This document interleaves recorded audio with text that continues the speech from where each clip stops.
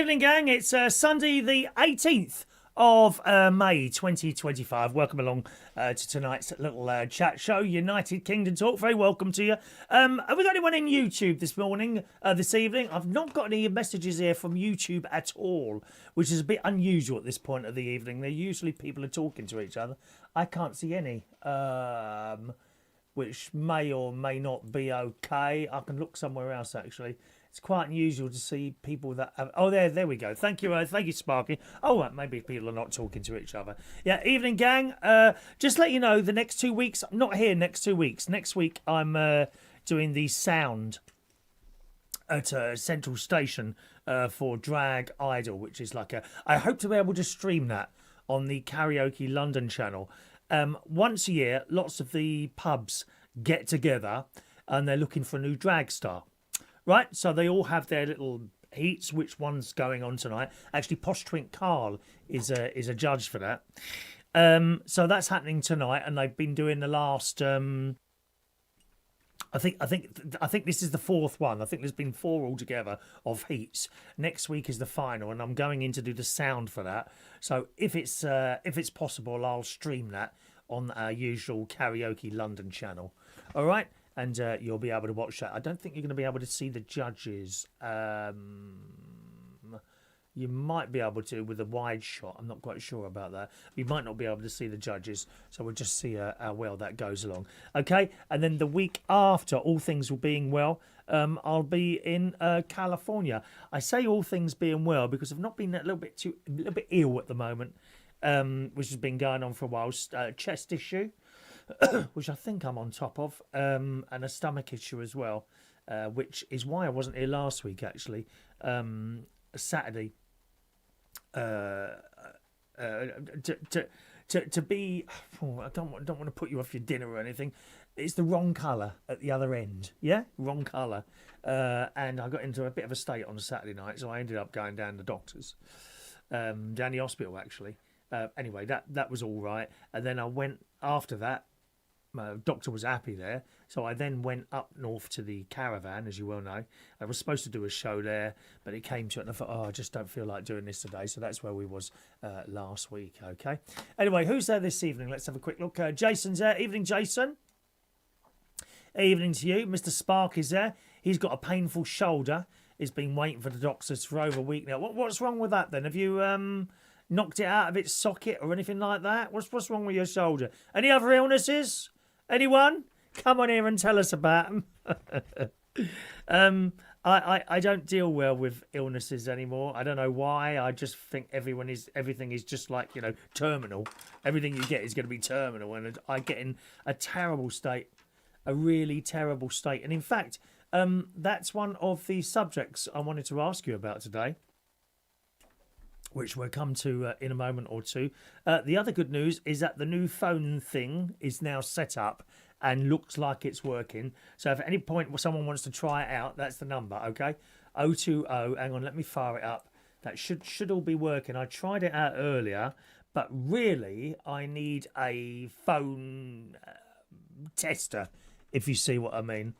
So I have the little thing up in front of me here. There it is. That's it there. How do I do this then?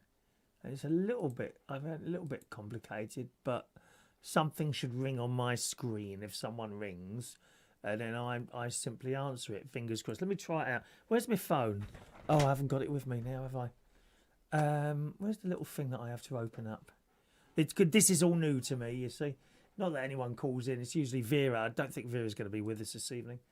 That don't look right. Is that right? Oh, is that right, Chris? This device. That don't look right. Let's close that. Open that. I don't know. Oh, hang on a minute. Yeah, that's working. Hang on a minute. Let's just take that number. Hello, who's that, please? It's me, Sparky. Hello, Mr. Sparky. Yeah, it's working. Lovely. Look at that. Hello, Told Sparky. you.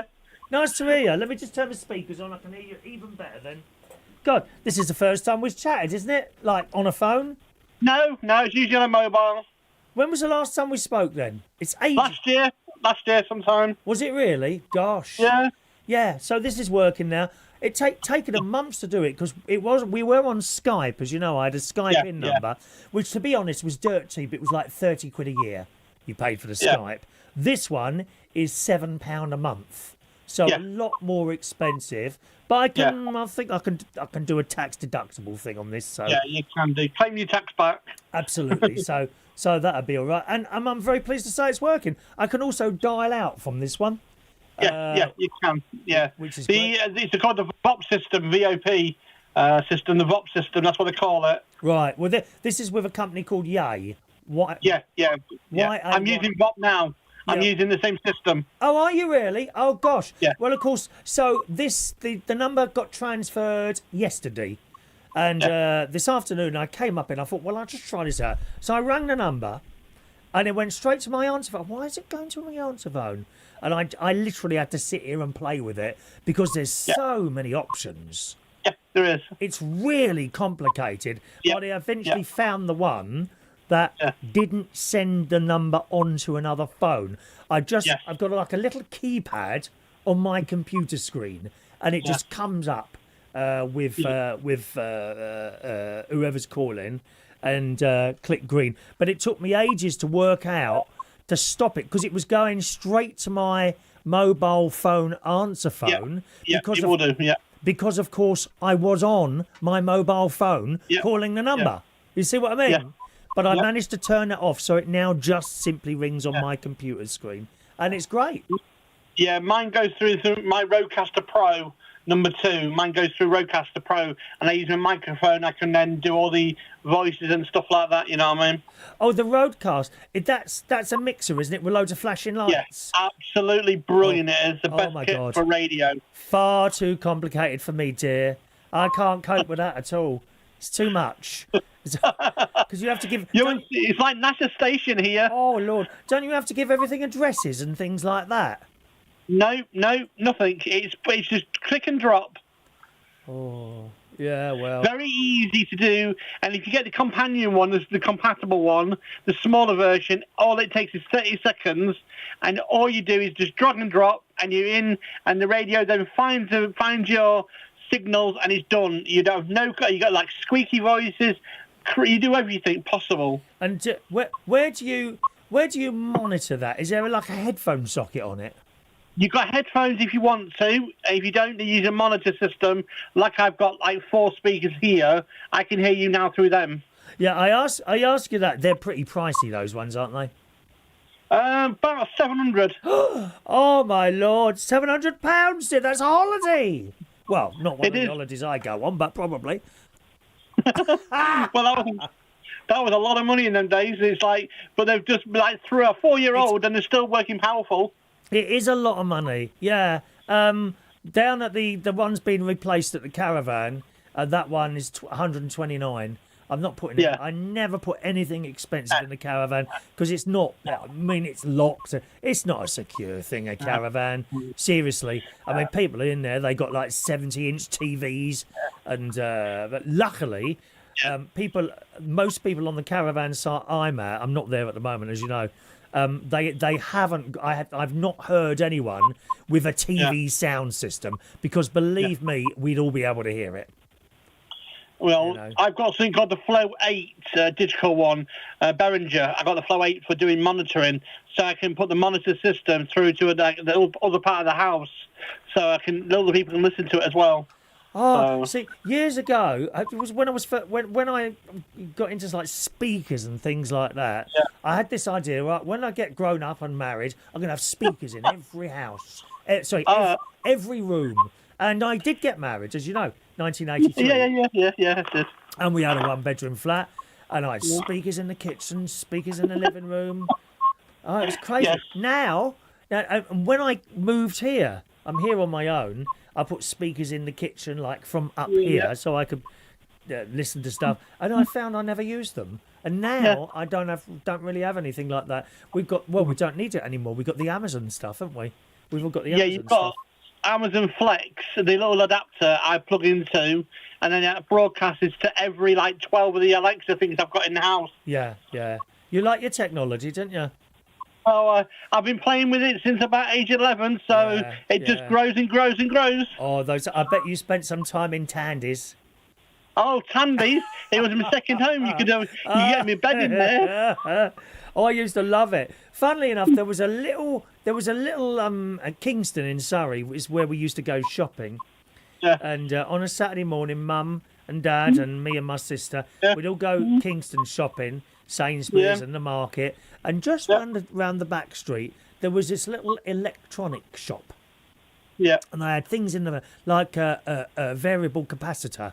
And resistors and they're all in the front of the shop with little bits and pieces. I was fascinated, and I'd go in there just looking around. You know, it's a very small shop. You know, of 3 or 4 blokes behind counters. Yes, sir. Can I help you? Yeah, I'll have a 30 ohm resistor, please. And that's And they would sell you one resistor.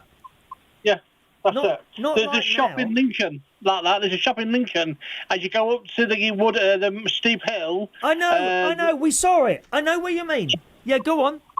Yeah. And that's where I used to get my electronics from every single week. I used to live in Lincolnshire, you see. Right. And that's where I used to get me. When Maplin's had problems getting orders, I used to order my stuff in. But most of that, though, was RAF stuff. That's right. It was all to do military stuff. And the guy used to come out with a circuit board from like a plane. He said, "You part us on here. Do you want the board so you can take it off yourself?" Yeah, go on then. I'll take the board. You see? And that's how it was. Yeah, I remember we came across that. I think it was either my sister or Martin's birthday, and they decided they wanted a particular restaurant, a fish and chip restaurant, and it was the top of this hill, and so it's a bit of a steep hill. Oh my God! And this hill goes on and on. It's almost one in one, isn't it? This hill, it's almost vertical. This hill, and people are struggling up this bleeding hill. And then we came across this little shop. I know the exact shop you're talking about. And in the window are little meters and all little meters and all sorts of stuff in there. Yeah, he's got a back shed as well. The shed as well is at the back, and you go into a door back of it, and you open it. It's like a TARDIS. It's got everything you can think of. And I loved it in there, and I do miss it because I'm in Cornwall. But you've got Maplins, you've got Maplins on mine, but it's not the same. I like to go and feel touch stuff. You know what I mean? I like to know what I'm getting, like cables and stuff like that. They're like the old days where you walked in for a cable, they give you the wrong one now online. It's like you walk in, you know what you want now, you know what you would need. You walk into it. We've got no disco stores and stuff like the old days. You know what I mean? When I was a DJ. Well, I used to be able to fix stuff if it went wrong, cables and things like that, and I'd get the solder nine out. To be honest, as time went on, and I got paid quite well as a DJ. It got to the point where I couldn't be bothered, and I just went out and bought a new one. That's exactly it. Yeah. Other than that, it's and good fun the old days. Technology. As the work's gone down, the soldering irons come back out again. Soldering iron. I've got one next door. In fact, I've got one next door to me. I've always got one on my desk. It's like I've always repairing stuff. And I believe in one thing in the world. I don't love it away unless it's completely unrepairable. I understand that. Yeah, I get that completely. My soldering iron, that's got to be about 30 years old now. It still works. They don't go wrong, do they? Yeah. I've had mine 7.5 years, my one, and it's still the same. I've just replaced a bit on it about a month ago. All right. I've never replaced anything on that soldering iron, believe it or not. But then again, it's used extremely rarely. Do you know what I mean? Yeah. Tell us about your shoulder. So you think you've got a trapped nerve, have you? Yeah, I think I've got a trapped nerve also because I got into a car the other day, a very small car. Cause I'm 6'6", you see, and the problem is with me at the moment is getting to a small car. I think I've done my shouldering. Yeah. Sounds like it. And then plus putting CB aerials up and scanner aerials up the past few weeks. And then with my mum dying as well, it's been chaotic, so I've not looked after myself much, you know what I mean? Yeah, may she rest in peace. How old was your mum? 67-ish. Oh, it's not very old then. How old are you then? No. I'm 40-odd, 43-ish. Oh, I thought you were close to sort of 50, 55 sort of age. I feel like it. I don't know what you look like. Many industries. What you look like, but you said the way you talk, on here and what have you. I similar worked on to many industries, you see, because I got fed up. I couldn't stay in one industry. Yeah. Got bored with the same job. Yeah, All yeah. right. Well, thanks ever so much for calling in. I know it works now. Happy days. You're welcome. Happy days. Enjoy. Hope I'll your be arm gets listening. better. Ta-da now. Okay, bye. Bye now. There's DJ Sparky. That was handy, weren't it? So that's working now. My new little thing. I thought I was supposed to have just a little pad in front of me, but I've got kind of a whole screen here, so I'm not quite sure. Oh, hang on. I can make it smaller. No, it's still more than the pad. I don't know why. Doesn't matter anyway. I'll work that out at some other point, I suppose. Switch to list view. What does that do? No, I don't know. It's all very Oh, hang on. What's that do? No, does that do it? No, that doesn't do it. No, I don't know. Pad, where's the pad? There's the pad. Never mind. So there we are. So that's the number if you want to call in at any point. 020-8144-3477. And that's all working nicely now. Evening to Phil. Good evening, Phil. Welcome along to the show, Phil. Nice to have you along there. And did I see George somewhere? Where's that now? There's George. George just joined us. Good evening to George. Not too many of us here tonight, is there? Is there something on the telly?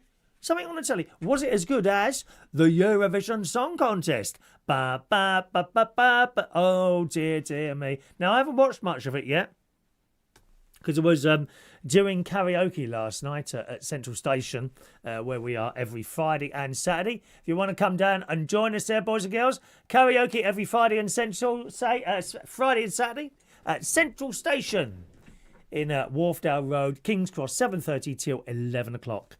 Is when we're there, completely free entry. So we're having a little bit of a giggle there. But to be honest with you, wasn't very busy at all last night. In fact, the whole weekend has been a bit quiet at the whole pub. Now, we had 3 events going on there yesterday. There was the karaoke. Upstairs, they were showing Eurovision on the telly up there with my nice big disco speakers. And downstairs, they had a party going on there. I suppose we had about 12 people in for the karaoke. That was it. Of which 8 were singers. Only 8 singers last night. Upstairs for the Eurovision, I think there was about 7 people up there. And downstairs for the event downstairs, there was about 20 people there. So a really dead night overall. Which kind of made sense, really, because the roads last night, the roads going to work last night, were very, very easy. Friday night, that was also quiet, but not as quiet as Saturday. Friday night, oh my word, on the way home, it took me a really strange route. Right, 1 minute I was going down the Euston Road, direct, which is my direct route, although a road's called the Westway, which is the main road out, is closed at the moment at weekends because they're doing the bleeding road work. So it usually sends you left towards Notting Hill, Royal Albert Hall sort of way. But this time it got so far and then it said turn right. And it took me into Regent's Park. I thought, why are we going into Regent's Park? And we went all the way around there. And then I thought, where on earth am I going? And then I realised I'm going towards Finchley. This is a sat-nav. And you ignore the sat-nav at your peril. I've done it so many times. Nah, this can't be right. And you go on another route and it's much worse. So I always trust the sat-nav now. Ended up going towards Finchley and finished off at Brent Cross. Brent Cross, so it took me on the North Circular Road, which is a real arse away bout of getting back here. I mean, it really is, but I can only assume that it was absolutely chock-a-block going through near Buckingham Palace. What's that park in Buckingham Palace, where Buckingham Palace is? Going through that park there, and then past the Royal Albert Hall where I'd normally go, and then down a little bit further to sort of Earls Court way. No, didn't take me that way. Completely the other way. Very, very strange. We said hello to Phil. Big G's there. Good evening, Big G. Oh, Big G. Oh, it was lovely last night. Last night, while we were doing the karaoke, as I say, it was a bit dead. And I went upstairs to check the sound was working up there for the Eurovision. And there was Big G sitting up there. Happy days. I thought, happy days. Won't have to listen to him singing today. And right at the end, he forced himself to come down and sing us a couple of songs. I was so disappointed, but there you go. Evening to Mr. Tommy Flynn. Evening, Tommy Flynn. Nice to have you with us this evening. Nice to have you there as well. Phil says, I do love listening to Central Station. He watches the Karaoke London stream, do you? Thank you, Phil. Phil likes the shirts. They all came from Florida. A couple of months ago now. We had a nice little holiday in Florida, albeit with a bleeding constipation problem. Oh, don't even go there. I'm sure all this stuff is connected. You know, 1 minute you're going, when you're not, and now it's the wrong colour. Dear me. So yeah, a little bit of a quiet weekend. That being said, when it's quiet at work, I can muck around more on the microphone. So that's a little bit of a laugh. But you don't want it too quiet, to be honest. You know? One of those things. What did I sing last? I think I sang about 5 songs last night, which I don't like to sing. I only sing if there's a gap, you know, because people are not there to see me sing. They are there for their 3 minutes of fame. I mean, completely understandable, isn't it? Let's just check if we've got any text messages coming in. If you want to send a text, gang, the phone number's up there in the top. What's that? Is that right to you? Left. Top left-hand corner. 07451 287 337 is my text number, okay? 07451 287 337. We got Luke in Peterborough. Evening to you, Luke. Hello to you, sir. Hi, Chris. Glad you're better. It's horrible when you have a problem with your stomach. Well, actually, no, not better. Doctor wasn't that worried and said my doctor will probably be in touch with me. You know, well, possibly with the camera job. You know, shh. I hope they use a large camera. Couldn't feel the last one about 10 years ago. Dear me. So fingers crossed. We'll see what happens there. Maureen's there. Good evening to Maureen this evening. Maureen was at the pub on Friday. She bought me this plant. It's nice, isn't it? Look. I believe it's a type of orchid. So that flower, it's like a trumpet flower there. And lovely. Like a dark red. Would you call that? It's not burgundy. It's like a darky red colour. So yeah, she bought me that I think that was last week actually. Always have to be very careful in the car that it don't go over and get broken there. Thank you, Maureen, and welcome to the show. And the lovely Mark Bowles is there. Good evening, Mark. Mark is here. He's just been out with his little boy today, and just taking him home. Bless. Yeah, it's not easy to do that, is it, Mark? So welcome along to the show to you, my dear. Let me just clear these down. If I go, I'm getting in such a state with the messaging and the text message and all that. There's so much to do on it now. You know, it's getting more and more complicated to understand any of this stuff, to be honest. That's how it is. Evening to Greg. Good evening to you, Greg. Goddard. Evening, Greg. Oh, by the way, Greg, I think you used to watch on TikTok. You may notice that you can't leave a message there anymore. It was just a very, very limited people on there. And it was another thing on my screen to concentrate on. Do you see what I mean? So I got rid of it in the end. But you know what to do, don't you? Phil, why is it, Chris, when we're over 50 and something doesn't feel right, we think it's the end? You're so right. But seriously, you wouldn't believe the state I get in. Honestly. And I never thought I'd be like that. My mate suffers much more than me. It's constantly got something wrong with him, a little bit like Sparky. Chest, he gets a lot of chest things. He recently had a new hip, which is giving him problems. He has a lot go wrong with it. And, you know, well, he's got another half now, so I don't see him so much, unfortunately. But I try and calm him down a bit, you know, and I've been doing that for years, to be honest. But mine all seems to stem from when I dislocated the shoulder, the December before last. And from that point, I've had nothing but illnesses. Not the shoulder, that's come along all right. You know, we're about 97% sorted. I don't think it's going to get any better now, but that's okay. I can do most things. There are occasions where I might get a bit of like that, you know, but it ain't too bad, you know, not like it was. If you've been with the show for some while now, you know, you remember I could only lift the bleeding thing up that high. And then, you know, a few months into that, I got this awful chest infection, terrible chest infection, which they cleared up. And then a second one came, just as bad. They cleared that one, antibiotics. And then I started having a stomach issue back last December, starting off with a couple of pains at near the below the belly buttons, which they said was muscle. Okay, fine. It made sense going to the gym because do you go to the gym? Yes. Oh, okay. I said, it's only light stuff I do. Don't get me wrong. I wouldn't be lifting the same sort of thing as Mark Bowles at the gym, you know. He'd probably see me in there and lift me up and throw me to the floor and do terrible things. Well, I hope he would anyway. And then that kind of... I mean, the pain kept coming and going. And, you know, it was on both... It was mainly on one side, but also on the other side, approximately at exactly the same place. So the muscle explanation kind of made sense to me. And then... and just before holiday, I started having trouble going. And this carried on throughout the whole holiday. I mean, it really put a bit of a blight on it, to be honest. That went on for ages. That various cleared. And then, oh, God. At the moment, it's like the wrong colour, you know? I mean, it's not far off that, to be honest. So that happened a couple of times. Then on the third time, I started panicking, didn't I? So last Saturday, I ended up dialing 111 and they told me to go to casualty. Oh, that don't sound good, does it? No.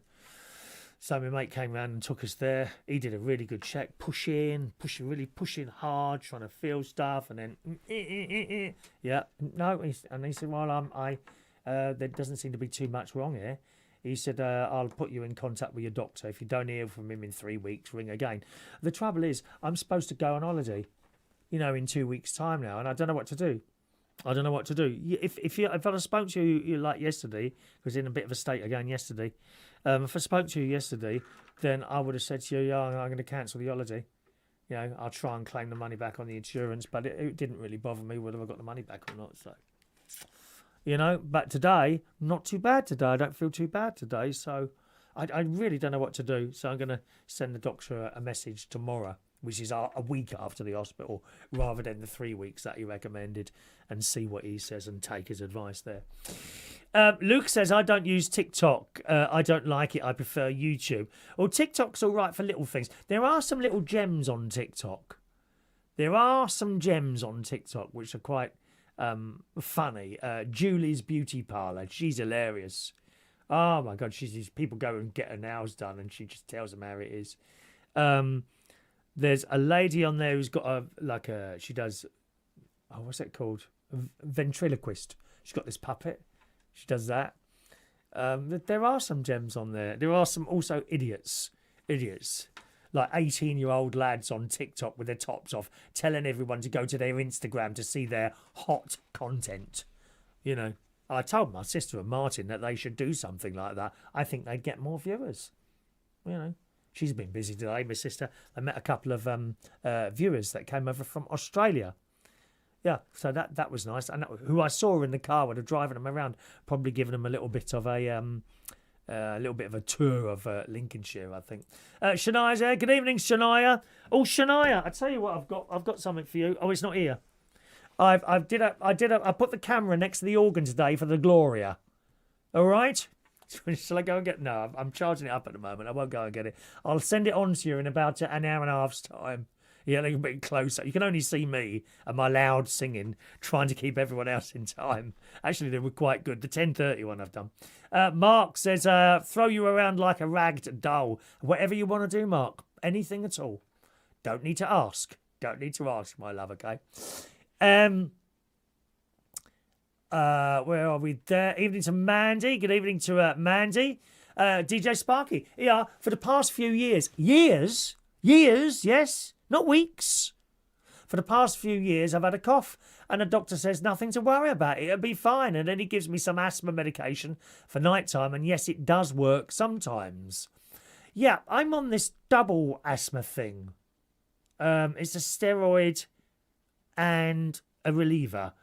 And ever since they put me on that, it's been really good. Actually, I don't wheeze at all anymore, ever. I have 2 around about 12 in the afternoon and 2, at midnight. And that's done me fine, Let me see here. Sparky calls the doctors. You can't get an appointment. You then have to basically go on the internet, go on a triage list. But I will say this is our A&E is okay.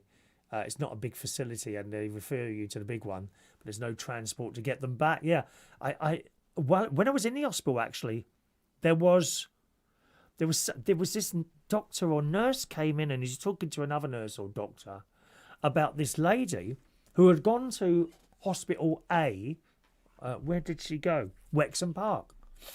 Who had sent her to where I was at Frimley Park, which is a very good hospital. Can't complain. Oh, no.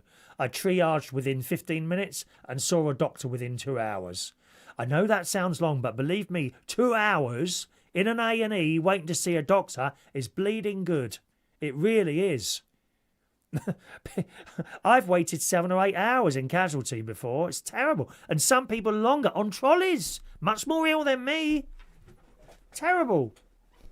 Terrible. Actually, I think Martin's brother, I think he was on the trolley for about 15 hours or on a chair waiting to be seen. It's not good, is it? It's not really not good. But I'd rather be ill here than somewhere else. That's what I'm saying to you about the holiday, you know. If you go on holiday and you become ill, fair enough. But you don't want to be ill in another country. Doesn't matter what insurance you've got, because they wriggle and wriggle, don't they? They don't want to pay out. And you've got to be a mug not to go to America with medical insurance. You've got to have it to go there. But even then, you know, you worry, oh, what do I do? Because you don't really know, do you? Until you're ill. And I'm ill now. Have you got insurance? Yeah. Now what? And now what? What? I don't know what to do. Crazy. Craziness. You don't really know what to do. So you'd be a fool to go somewhere with something already happening. And that's what I'm saying to you. Not quite sure what to do there.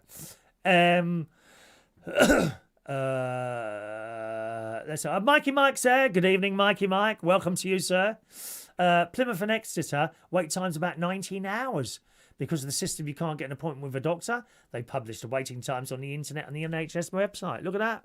19 hours. That's because people can't get an appointment with a doctor, so they go to casualty. It's all going terribly wrong. Thank you, Mark. Yeah, if you want to help me out with that, I'll be very pleased. Very pleased to do that. Very pleased to do that, my love. Luke in Peterborough likes the new car. Oh, I don't think I've got it on here now for anyone who's not seen it. I've now got a Honda.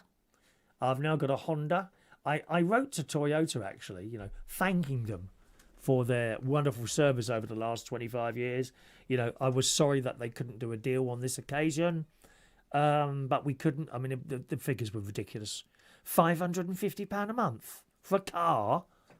What planet are they on? I was paying $340 before, but nevertheless, I got a Honda now, and it's $285. Oh, happy days. £700 saved a year, which I'm pleased to say, DJ Sparky, I've spent on our new phoning system. Shania's not been well. She had a little bit of a back problem. And she says the A&E treated me very well here. The second day I was there in a row, I was put in a bay very quickly despite it being full. Nurses were very helpful and got advice from the doctor whenever she needed, which is great, really.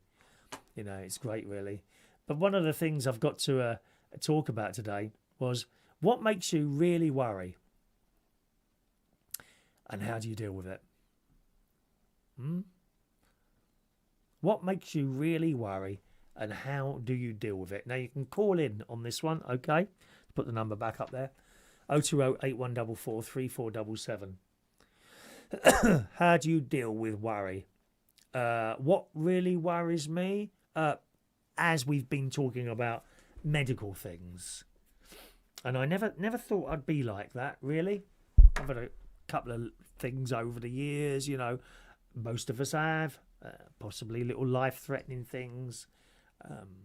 Even, mind you, even a little cut on your finger, you know, can be life-threatening if it goes septic, doesn't it? Could be. What really worries you? Okay? And how do you deal with worry?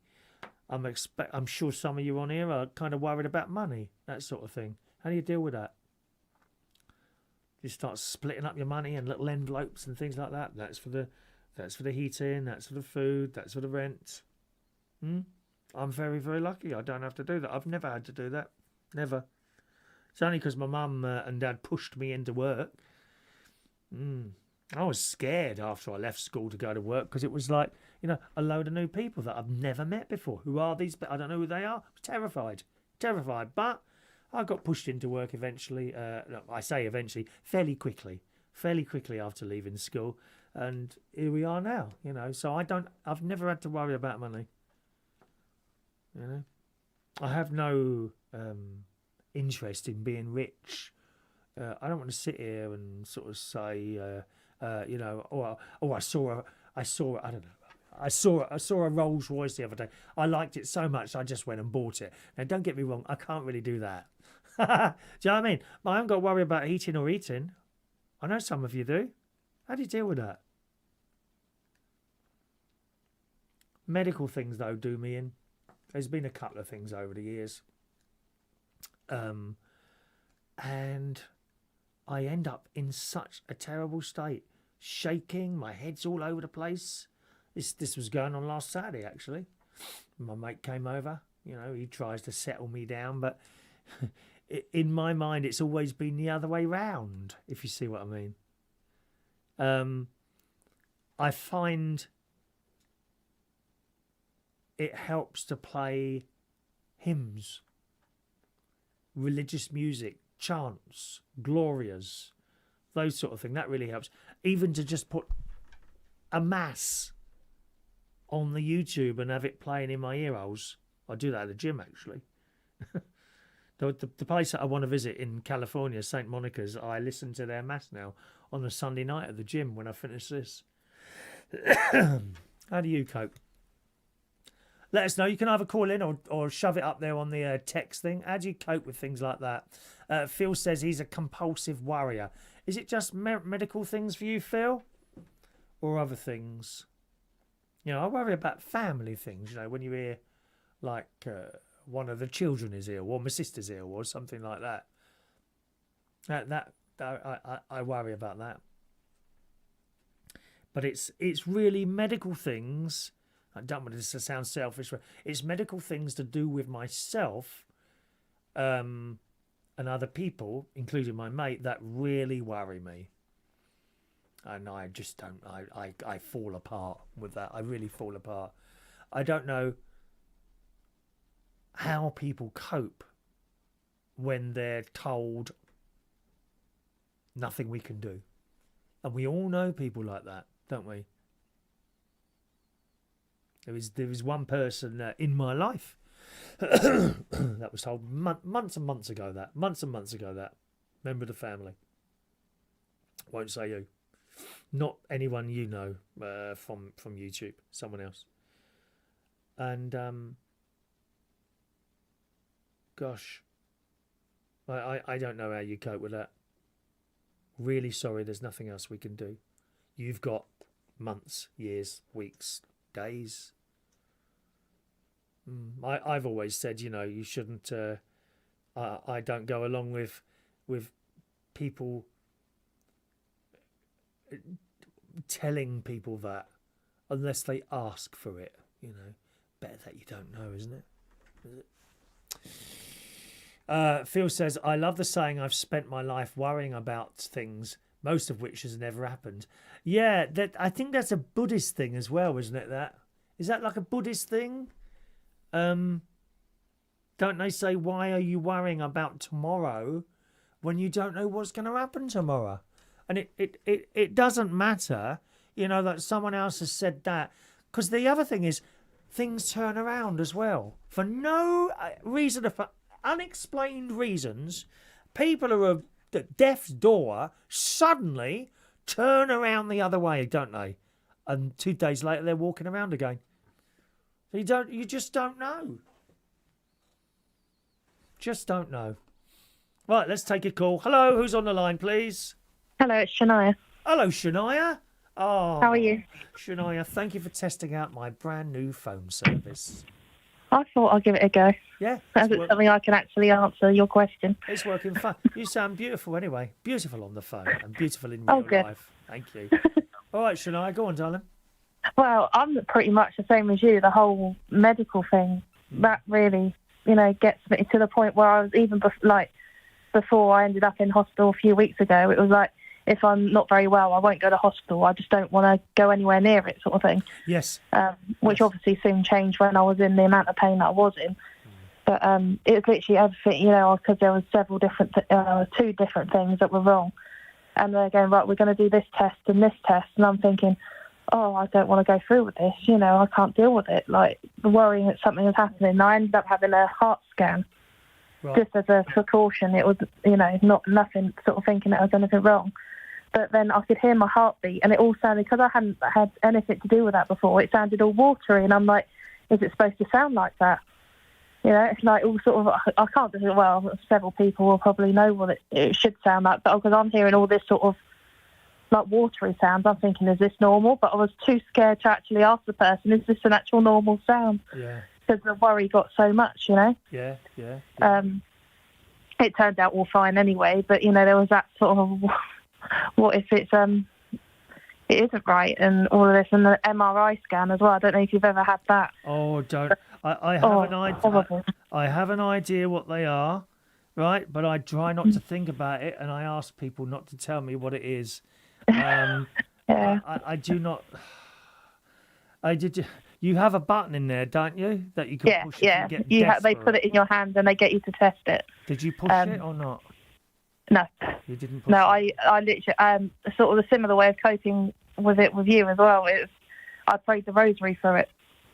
So that literally just got me through every test that had to be done. And, when it eventually got to the op, that was just all I was thinking. As well on the sort of the religious side of things, when things were getting more serious, the first thing I did was get hold of a priest, to administer the sacrament. And that calmed me down. Actually, that took every sort of worry away from me for a brief period of time. The priest coming up within sort of half an hour of getting the news I was being operated on. Yes. He was there, and that calmed me down because I had the sacraments and everything. But medical was really my main worry, and COVID really did it for me when that all kicked off. Yeah. That it wasn't a worry of me getting it; it was a worry of me potentially getting it, but giving it to someone else. Oh, right, okay. Family members that are vulnerable that I needed their help, like get shopping and all that. I think, well, what if I get it and then give it to them? I'm going to feel horrendously guilty, Oh, you're very selfless. You're very selfless, you are, love. The funny thing is, we shouldn't be afraid of this. No. Should we? This is the thing. And I said this to Father Danny some time ago when I was at the second cough thing. I said, and I said, I'm really scared about these tests. And he says, Chris, you're not the only one. So, yeah, exactly. I think it's all of us, really. But, I think... I'm remembering you said about your heart, and it sounded like wishy water going on there. Yeah. And that's a bit like, when I see, like, it's probably not the same, but Casualty, and they're like testing, and they got the what's that called, the ultrasound thing, and they're rubbing it across a lady's belly to check a baby, and it sounds watery there, doesn't it? So I suppose that must be the blood going through you. I suppose that watery sound. Yeah, I don't know. It was just, I thought everything was going through my mind at this point. And I'm thinking, is this normal? Are they going to find something? And then there was this trainee with the person as well, which of course they need to learn. Yeah. And I get it. But they're just showing them all these things and then pointing at different images. I'm thinking, what are you pointing at? Are you pointing at the stuff that's wrong? Or are you just how many images did you take of each sort of part of the scan or whatever? I think all these sort of things cross my mind, and it just gets so... I don't know it's just terrible worry sort of thing. And then I get too worried to ask the questions in case the answer's not what I want to hear, Exactly. You're right. Okay, then you are identical to me. You are identical to me. And I would assume that other people listening and watching this show at the moment are identical to us as well. Yeah, it's just, that's the sort of thing. There's other things, I worry about as well, different things. But, that's the main one. It's, if anyone sort of like, when a member of the family sort of said, what do I worry about? It's always something to do with health or with me or with someone I know or scared of hospitals. I'm not when people I know have been in hospital, it's taken a lot for me to go in there to visit because I'm just petrified of the place. Oh really? And I've never up until this point had much need of a hospital, thankfully. I've been very lucky, but it's always been the place that I don't want to go, you know. Like, no one wants to go there, do they? But no, not really. it's always sort of, I think it's sort of triggered by like a death of a family member. That's sort of when it's really kicked off. I don't want to go in the hospital again. Yeah, because and they often say, you know, I don't want to die in here. No one wants to die in hospital. Why do you want to die in hospital? No, it's just an awful place to die, I think. Yeah, but, definitely. But then you get like the different conversations I've had over the past, well, it was about 3 weeks ago since the operation. They come and give you sort of like a talk afterwards, and they say, oh, well, you could have died if you had sent you home. I'm like, oh, thanks for telling me that now. Thanks for telling me, mate. Yeah. And they literally said, if we had to send you home and you'd carried on doing what you normally do, you could have died. And you think, oh, okay.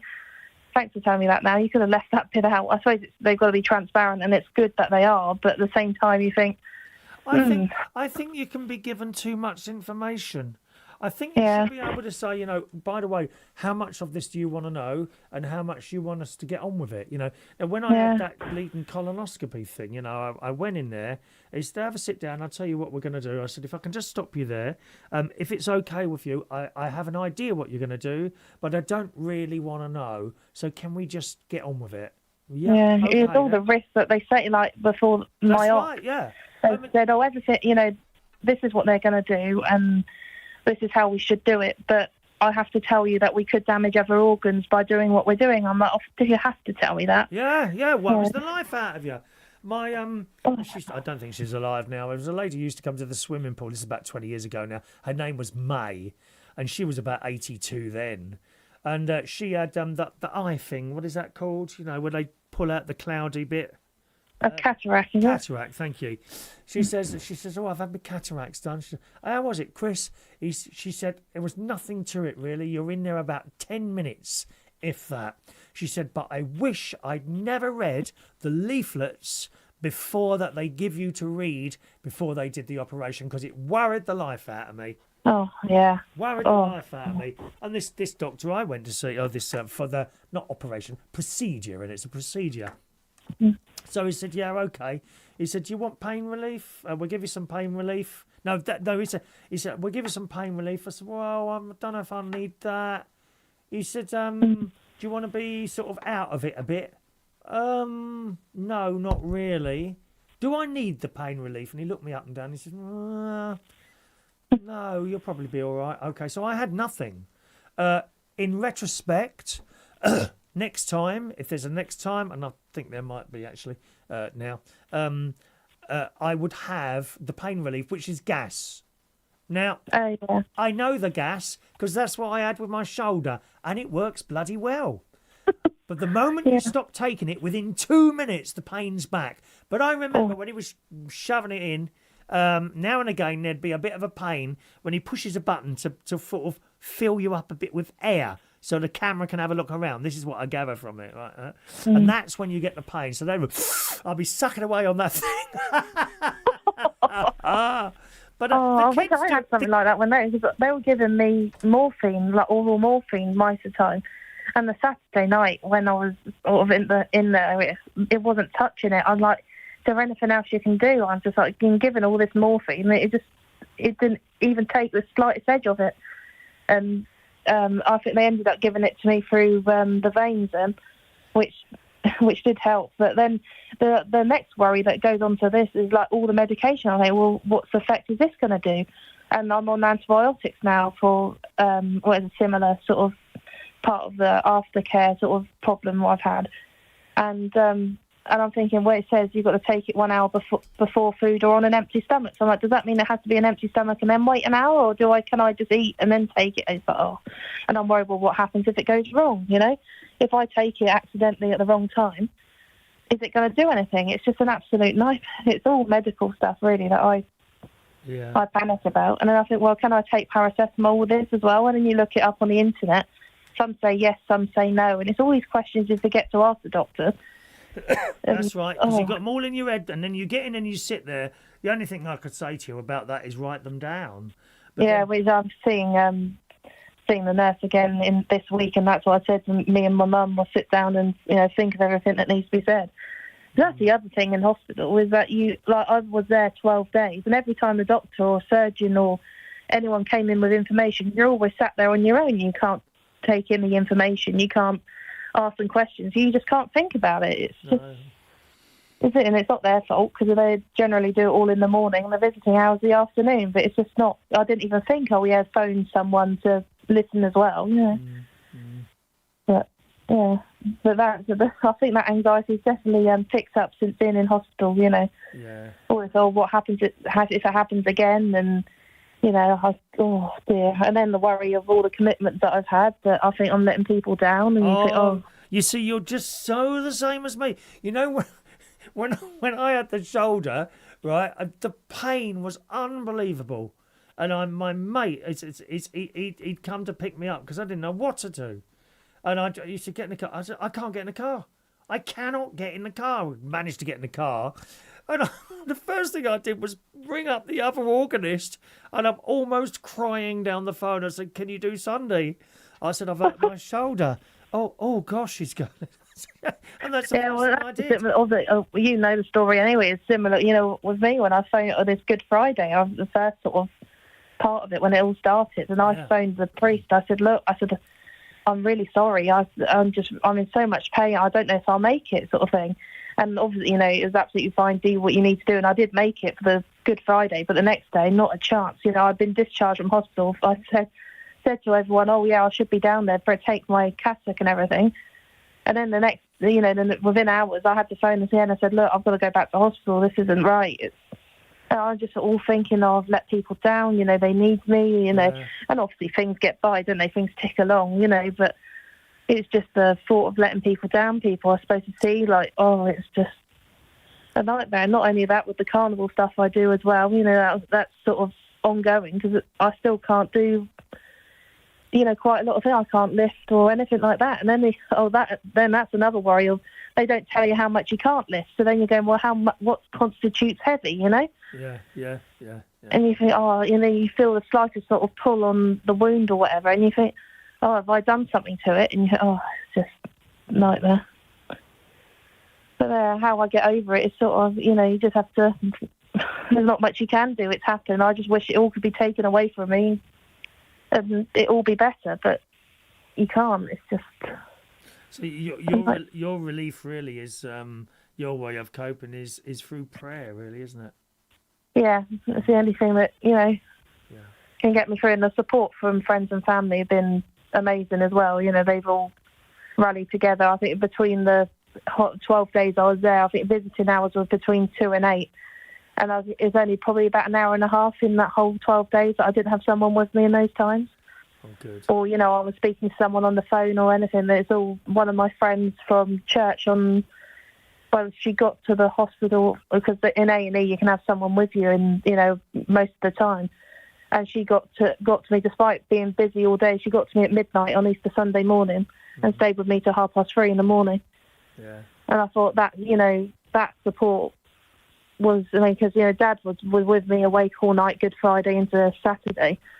And I couldn't expect him to do that again. You know, he was so tired and he did what he needed to do. And my friend said, "Don't worry, I'm on my way." And you think, that's the support you need.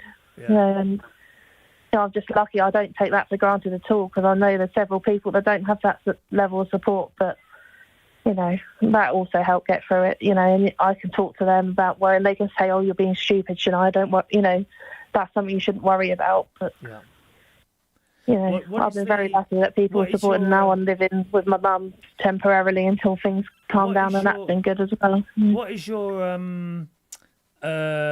recovery time, as a matter of interest?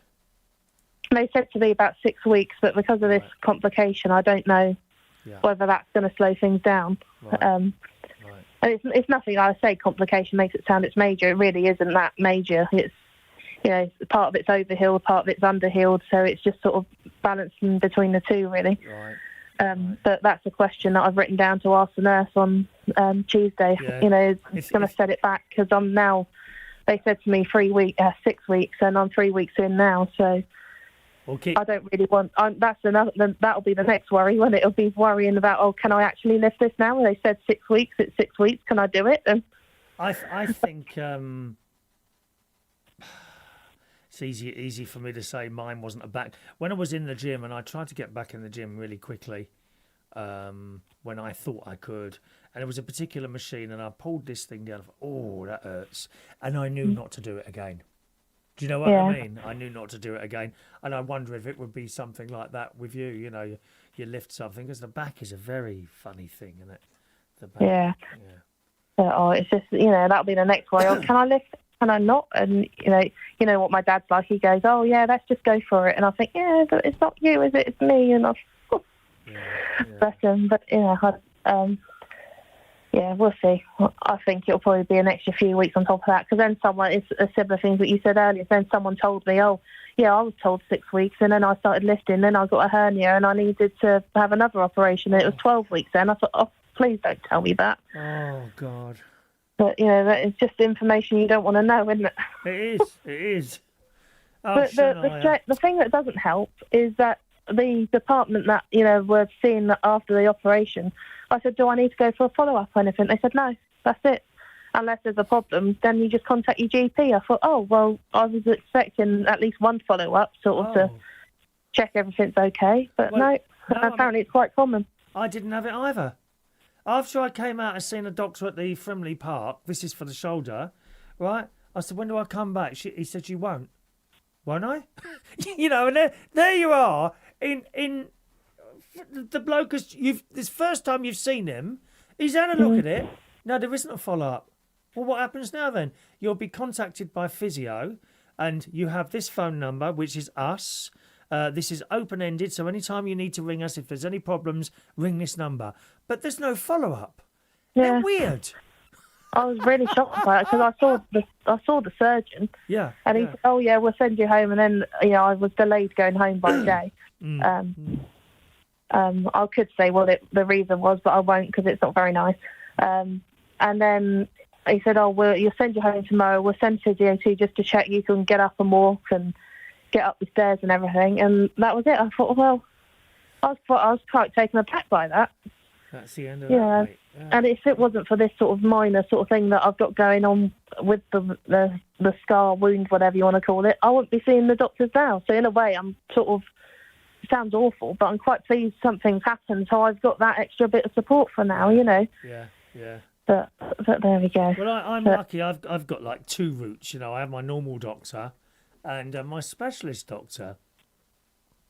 Now, the specialist doctor is dealing with. I've got to read you this email from him. He's the one looking after my chest issue at the moment, right? And let me try and find it. Where is it now? Is that it there? That's a 101.11. Yeah, there we go. Okay, so he's dealing with the chest thing, but I hadn't really told him about the stomach thing. I thought, I wonder if the two are connected. So after seeing him with the chest, and we got an appointment in 4 weeks' time after I finished the 4 weeks of antibiotics, I fired off an email to him last weekend after my my hospital visit and what have you, and I told him the situation with the stomach, right? And I finish it. "What should I do, please? Are you ready for this reply? Calm down, take the antibiotics, and see me as arranged afterwards." Oh dear. Well, Calm down. That don't really settle your mind, does it? No. So of course dear, now. calm down. So tomorrow morning, I've no joy there. So tomorrow morning I'll email the GP. Yeah, that's the best way. But it just gets to the point, Shania, where you think, it's not a cheap thing to go and see a private doctor. But you think, and it's in your mind. I always feel guilty going to the doctor. Always. I don't want to bother them. Had I have had to pay him 25 quid, I'd be thinking, I'll go and see the doctor. There's 25 quid. This is the problem. And you want half an hour, not 7 bloody minutes. Half an hour you want to tell them the whole story, because you're only giving them the little bits. That's that. But I've also got this, which may or may not be causing that. I don't know. I'm not on £200,000 a year as a GP. How would I know? That's why I'm paying you 25 quid. But it's not 25 quid. I think it's a couple of hundred to see a doctor. Yeah, I've been very lucky down here. You know, quite a lot of people say, oh, no, it's impossible to get an appointment and everything. But, you know, I've had problems with my ears over the year, maybe sort of 2 or 3 times over the past maybe couple of years. And I always got an appointment the same day. And this sort of ongoing last week when my mum decided, I need to see the doctor over this minor complication. I think they phoned about 9:45. And by that point, doctor's appointment same day have gone by sort of 8:10. Oh, yes. But yes, they said, don't worry, come down at 11:45 for an appointment.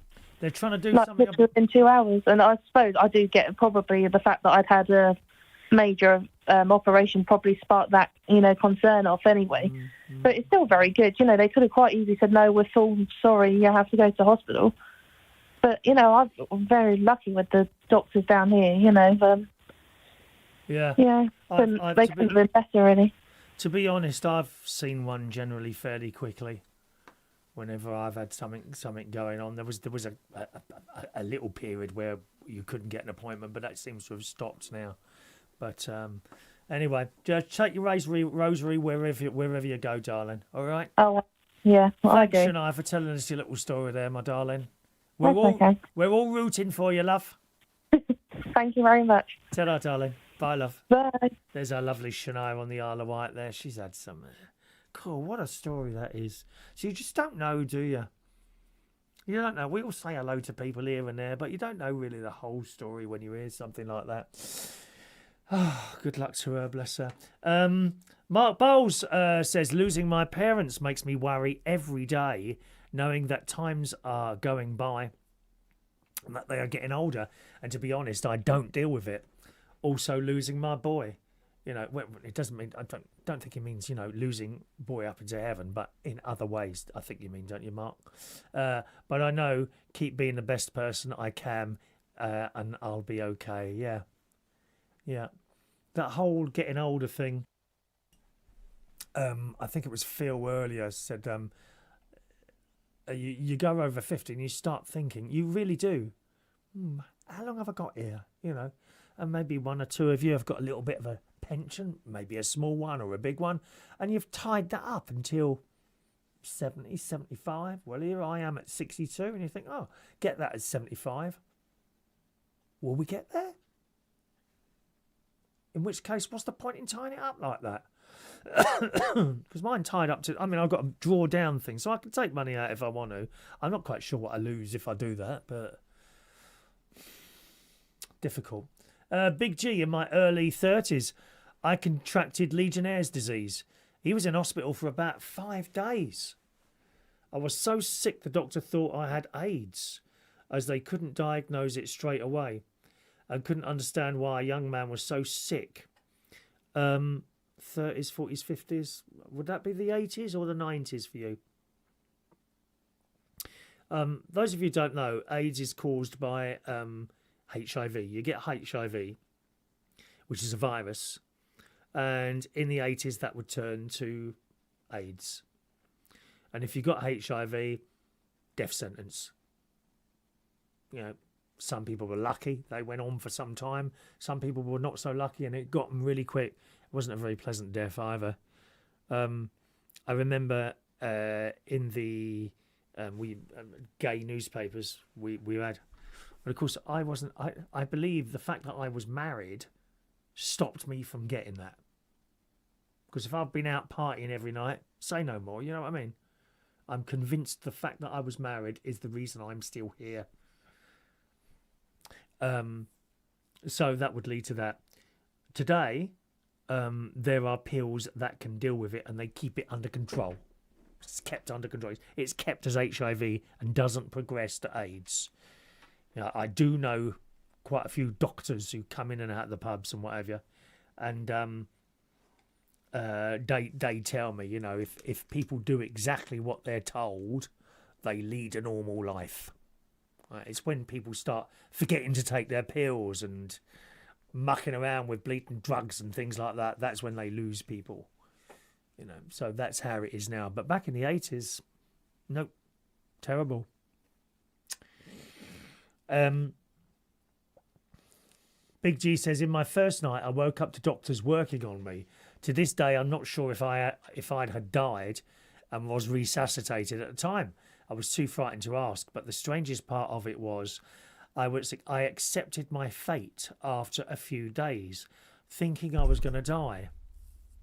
As you couldn't get results straight away back then, scary but strangely changed my attitude to death. So that's interesting. You after a few days of total fear, I would imagine, you accepted it, and it became, perhaps that's what happens to people. I don't know. Perhaps it's accepted, isn't it? All right, let's just read some of your messages out, my darling. DJ Sparky has spina bifida. He's in pain most of the day on ibuprofen and other medication, but it's a dull ache most days. My shoulder is not good tonight. Yeah, that old dull ache. Yeah, we've had that a few times there. Good evening to Bosch joining us. Good evening to Bosch this evening. Were you tired? I see lots of Zs there. Are you feeling tired, dear, are you? Hope you're not being rude. Paul and Lou there. Good evening to Paul and Lou and Stu and Paul and Lou and Stu and Sarah. I love it. Paul and Lou and Stu and Sarah. Hello to Daniel Day. Good evening to Daniel. Welcome along. Are you the Daniel that was here last night? Oh, I don't know your surname. Hang on. Or are you the airline bloke or the religious one? Hang on. Daniel Day. I think you're the religious one, actually. No, it's him from last night. Little Danny come and sang us a couple of songs last night. He's putting his grey tracksuit on for me next week, aren't you? Hope you got home all right, Dan. I'm sorry these messages have taken a while to come out because we were just chatting on the phone there. Callers before messengers. Callers before messengers. Yeah, Phil, you're so right. It's £180 for 30 minutes to see a private GP. My practice, they are all part-time now, earning six figures. All my appointments have been telephone calls. £180 to see a doctor for 30 minutes. On the other hand, if you're worried, and all the NHS doctors are just so short of time, if you're worried, and you've got £180, money well spent? What I'd hate to do is for them, is my NHS doctor, my specialist doctor, to find out that I've spoken to someone else. I'd be frightened of pissing him off. Do you know what I mean? Oh, what? Why have you gone to them then? I'm looking after you. Why have you? Do you understand what I mean? I'd want it to be so that I could go and see another doctor, and my normal one wouldn't know about it. £180 for a half hour. Who gets half an hour? Half-hour appointment to talk about whatever you want to talk about. I think it's money well spent, if you've got it. Phil, have you watched the Dallas Buyers Club? The best film about AIDS? No. I don't think I have. I watched Pose with that black guy. What's his name? Very good actor. He's great. Very talented man. Can't think of his name now. He's had records out and all. Pose, that was something else, wasn't it, that series? Bosch, Legionnaires is caused by bacteria in the soil or water fountains that have not been used for years. Bacteria in water spray. Yeah, aircon as well, wasn't it? I've got aircon here, actually. It's not on at the moment. Stu and Sarah, I fell over in 2014, broke my shoulder in 2 places. It was awful. So much pain, could hardly walk or even move. That wrote off the next 5 to 8 months. Oh, yeah. These shoulder things. When I went in with the dislocated shoulder and told him what had happened, he said, I can't believe you haven't broken this. He said, you're so lucky. Didn't stop the pain. Not until they clicked it back. Oh, do you know, I can't even remember that. They give me this thing to suck. I went, like that. My mate's standing there as well. He said, suck that 5 times. I've done it twice. And, like that. And my mate said, he said 5 times. And he pushed this thing back into my mouth. And I like this. I've actually got a video of me in pain, which I don't think I've ever shown you. I may or may not show you at some point. It's quite painful to watch, actually. But this bit isn't on the video. I remember there were two people there. One come and stood this side, and the other stood this side, and started lifting my arm that I couldn't lift because it was so painful. And as I sit here in front of you tonight, I know, I just cannot get it in my head. I can see him lifting it, and I know it was great pain, and then I don't remember anything. It's weird, isn't it? And then once they'd done that, a lot of the pain subsided. Gosh, he broke his shoulder in two places. What do they do? Are you bandaged up, or is it put in like a position where you can't move it? And if so, how do they do that? Do they have like a plastic thing they put on so you can't move the thing, I suppose? Evening to Gary Ross. Hello, Gary.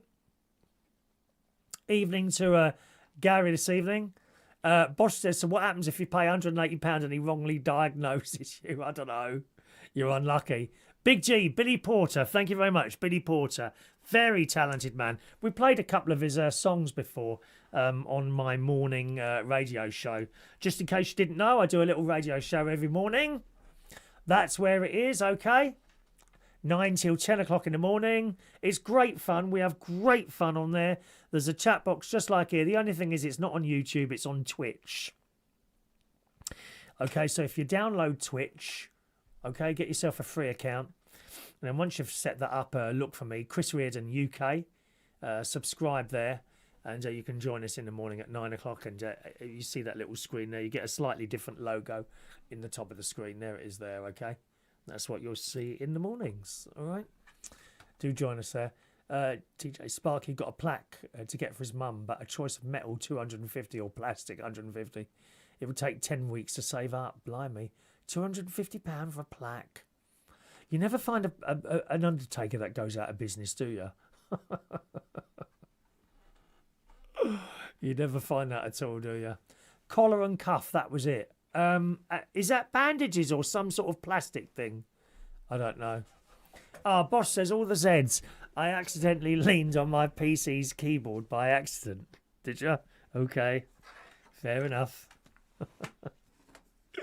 If there's anyone else that wants to talk about that, you can call in. We've got our new phone system working now. I'm really pleased about 020 8144 3477. Okay, 020 8144 3477. We've already had lovely to talk to two of you tonight. Lovely Shania and DJ Spark as well called in earlier. Yeah. All righty. Okay, boys and girls. Just wanted to talk about this quiz that I saw the other day. Now I spoke about this on my little chat show on my morning show. Oh, it's a sling, is it, Stu and Sarah? Okay, I'm with you. A sling. Yeah, I had this like sling. It was like blue, and it's kind of made of foam, if you see what I mean. Yeah. Anyway, we all have our little things, don't we? Yeah, I saw this quiz show advertised on the ITV player. Genius. Anyone seen that? My God, it's awful. And it's like a lot of the stuff on the telly now, it's fake. Just the way it is, you know, a producer's standing there. Okay, come through the doors now. And they go in this room. I can't even remember if there's a table there or what. They go in this room and like, oh, yeah, and the first people go in, and the next come in another door. And they go, oh, hello, oh, and they pretend to be all excited to see people. And then someone else comes in another door.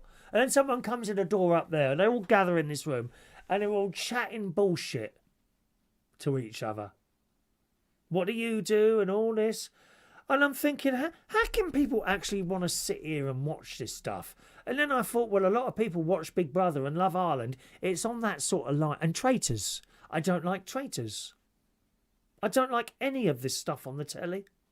I like drama and old-fashioned quiz shows that were done properly, you know, with buzzers and instant answers, you know. What's 1 and 1? Zzz, 2. Not what's 1 and 1. Oh. Zzz. Oh, right. So 1 and 1. So 1 and 2 is 3. So just give us the damn answer.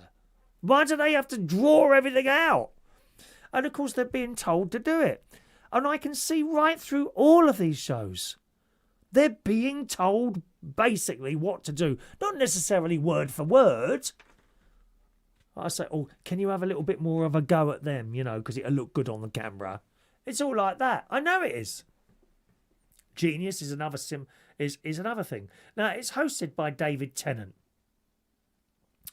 Probably more known for Doctor Who than anything else. He was the most popular modern times Doctor Who.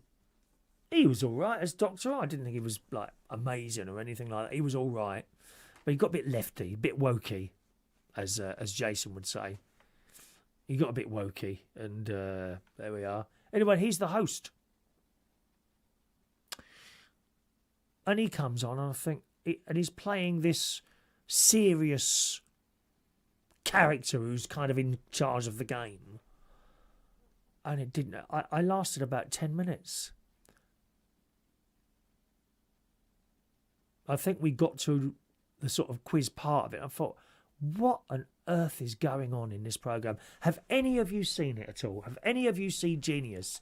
The Sun reported a couple of weeks ago, ITV's bid to turn former Doctor Who star David Tennant into one of its new faces has ended in one of its biggest rating flops in years. Genius Game, hosted by the former Time Lord actor, cost more than £2.5 million. I mean, how many doctor's appointments can you get for that, dear? It cost £2.5 million to make, but viewing figures this week plunged to about 739,000, which is marginally more than this programme gets. I'll be honest with you. It was thrashed by BBC One's Race Across the World on Wednesday. This is a couple of weeks old, this. And beaten on Channel 4 by the Sun's documentary Madeleine McCann, The Unseen Evidence. A television insider said the Genius Game was a reflection of ITV's rush to create the next big challenge show following the huge success of The Traitors. And The Traitors is very successful. I don't like it. Doesn't mean it's not successful. It's only my personal opinion. It's not for me. Not for me. They chose Tennant as is such a household name, although his not insubstantial fee also inflated the cost of making the programme. And you can imagine how much he's on. Yet despite pumping so much money into the show, it hasn't delivered ratings-wise. The primetime reality game show, in which contestants compete in a series of mental challenges, which I think most of us, I certainly have. We've all got mental challenges on this programme, haven't we, eh? Who's the person here with the most mental challenges, do you think? Is it me? Is it you? Who is it? Oh, God. The primetime reality show, in which contestants compete in a series of mental challenges, kicked off with an average of 1.2 million watching, but by episode 2 it had dropped to 846,000, which is just awful. It's gone down a third. More than a third, isn't it? Wednesday's night was a new low, and came after ITV announced it was cutting the number of episodes airing each week from 2 to 1. Gosh. So it hasn't worked for them. I mean, it's just awful. I watched a bit of it. No, didn't do it for me. Didn't do it for me at all. Anyone else see that as a matter of interest? Don't forget, if you want to text in, use a text number up there. The messages come to me. They're a lot easier for me to find. Okay, 07451 287 337. 07451 287 337. Let's just scroll here. DJ Sparky misses the old TV days of TV from Generation Game to Saturday night at the London Palladium and the old slapstick stuff. I actually went to see Generation Game at BBC Television Theatre first time around with Bruce. It was great. Took hours to film that. It was only on for an hour. We were in there for about 3.5, 4 hours, I think. You know. Phil's on Twitch. Welcome along to Twitch, Phil. You'll be able to watch the show tomorrow morning if you're around. 9 till 10 o'clock in the morning. Every morning, Monday to Friday. And 9 till 11 on Tuesday night. I do 2 on Tuesdays, all right? You'll enjoy it. I'm sure you'll enjoy it. It's a bit of a laugh.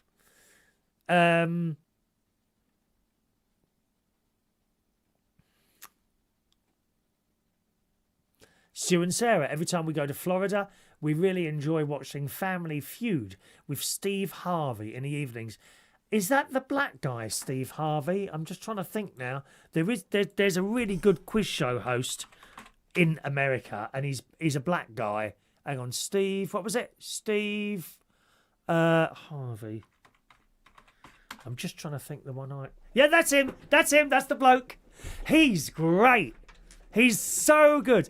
I like him. He does Make a Deal, which I can't find. I can find a load of old episodes. I've seen it. I'm sure I've seen him doing that. Make a Deal. And these people come on. That's great. Me and my mate got addicted to this when we were in the States, in Florida. And, you know, right, well, you can take this car or you can open this envelope. I think, oh, I don't know what to do. I'll open it. And they open the envelope. There's an apple in there. We love it. Make a Deal. Steve Harvey is an excellent host from America. I'm so glad you mentioned him, Stu and Sarah. Well done there. Well done there. Big G, normal TV is so bad these days, I don't really bother. Much better on Netflix, Paramount. Well, there's some Netflix news. Have you heard about that? If you're on the subscription that you pay a low amount for to get adverts, you're going to have even more adverts, apparently. I saw this story yesterday. They're trialing it out somewhere in America. I think they're doing America first. There's going to be even more adverts. I think that's the £5.99 one. I'm on the $9.99 or something like that Netflix thing I'm on. I think I pay about $9.99. I can't remember. I don't pay for the ultra high definition one. For a slightly better looking picture, that's a waste of bleeding money, mate. Waste of money. Good evening to the lovely Heidi Young. Evening, Heidi. Hello, darling. All right. Evening, Chris. A big Heidi. Hello from Heidi and Bjorn. Tuning in on YouTube in our chalet. Oh, they're in a chalet. They're in a chalet. We used to love being in chalets when we went to Pontins. Little chalet they've got there. We were away exploring Cumbria. What a beautiful place. And sunshine all weekend. Back to the lovely Chapel Hill tomorrow. Sending love to everyone. Hope everyone's doing okay. Lovely to hear from you, Heidi. I was there last week in Chapel Hill. Unfortunately, I'm on antibiotics at the moment. And they told me to stay out of the sun, which I've done mostly. You know, don't get me wrong. I'm never one to really lay in the sun at all. But walking around, I've got a hat on and sleeves, and I went down to the bins and back again. You know, I tend to walk stuff to the bins just because it's nice walking past all the people's caravans, isn't it? I like that. You know, I don't load up the car with my rubbish. Now and again, I'll fill up a carrier bag and walk through the caravans. You know, the bloke on the corner, the old bloke, I think he's from Yorkshire. He's constantly doing stuff to his caravan or painting, you know, the floor or something like that, isn't he? He's a nice bloke. I think it might be called Dave. I'm not sure. I think he might be called Dave. Yeah, I had a nice time there. I had a little bit of an issue with my sound mixer in there, but there's a new one coming. I can't be bothered to try and get that working again. Nice to hear from you, Heidi. When the water wall works there now, we got a new road. We got a new road at our end. Got a brand new road. Thank you, Guy. Nice to see my money going somewhere. Bosh, best Doctor Who was Tom Baker and John Pertwee. Yeah, same as me. You must be a similar age to me then, Bosh. Are you about 60-ish, 55, 60? Bit older, maybe? Don't know. Jason agrees with Bosh there, look. Steve was a comedian, was he? Okay, I didn't know that. I think he's great on the telly. Steve Harvey. I'd like to meet him, you know. Sit down. After have a drink with him, but I don't drink. You know, I'll have a cup of tea. I'll buy him a bud. I'll buy him a bud just to sit there and talk to him. DJ George is going on holiday. Lovely. You have a nice time there. All right. Thank you, Heidi. That's him, Jersey Dave. He has the maddest accent. Well, good luck with understanding that, mate. I just nod. I can't understand a bloody word he says. His missus is nice, isn't she? She usually pops out the top of the steps there at a caravan as I walk past. But he has the most beautiful caravan. I don't know what it's like inside. He's constantly maintaining it. Constantly. I'll be honest with you, Heidi. I maintain... Well, I don't. Gary does it. My nephew does it. And my brother-in-law. I can't do things like that. But, and it gets done when it needs doing. Whereas he probably never has a problem with his caravan because he's constantly doing stuff to it and painting things and screwing things up on the way. Have you seen his little solar lights all come on at night? Wonderful. My favourite one is he's got like a cactus, like green cactuses, on the front of his caravan, and they all light up at night. Ever so pretty. Hey, Heidi, you're not the only one. I just laugh and nod. What is he saying?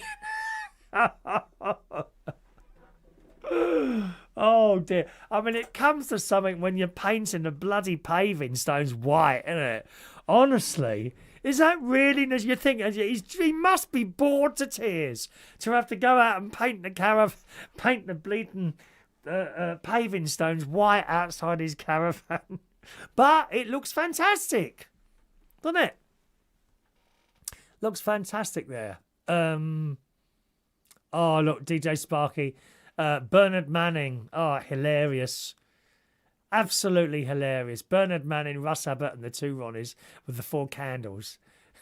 Do you sell 4 candles?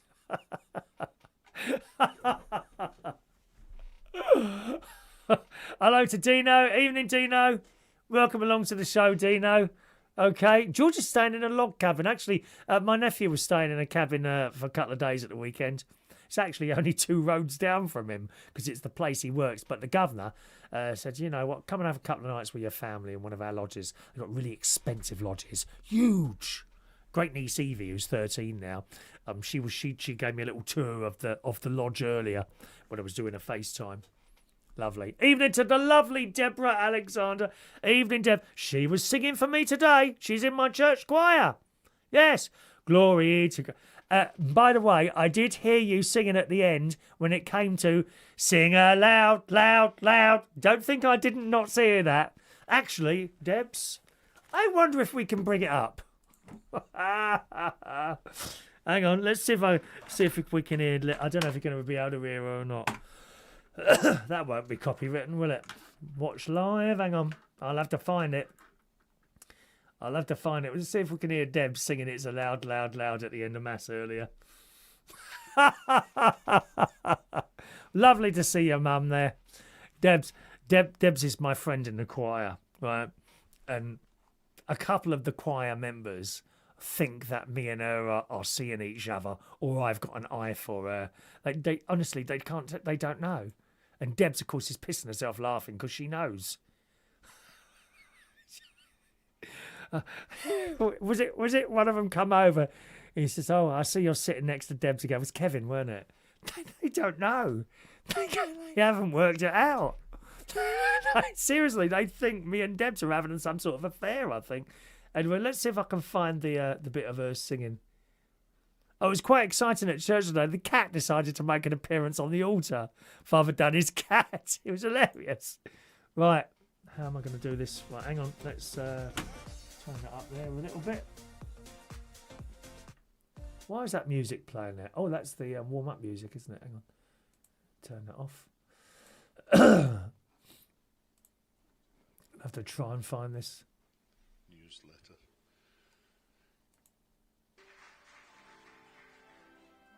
Oh, that was Ray's birthday.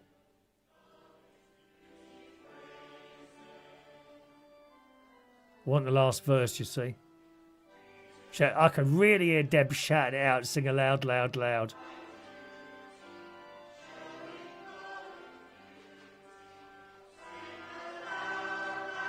Yeah, you can hear her.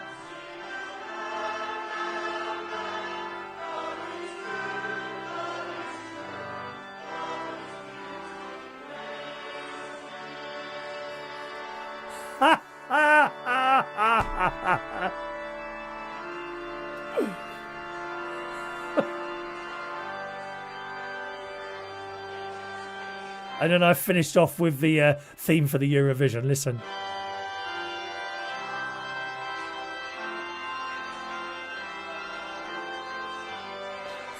Well done, Debs. She really sang that bit loud there. Oh, dear.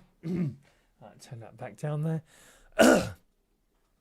Anyone else want to call in tonight? 0208 144 3477. Bosch is 59, are you? Okay. Yep, so you're quite close to our age, aren't you there? DJ Sparky's going to Falmouth to spread his mum's ashes in the sea. Lovely. Yeah. And after that, they got fish and chips with curry sauce. I'm not sure if you want to be saying that sort of thing in the same sentence, but there we go. I'll read you the message. Next week, we're in Falmouth to spread my mum's ashes in the sea. So it's a busy week. But after that, we got fish and chips with curry sauce.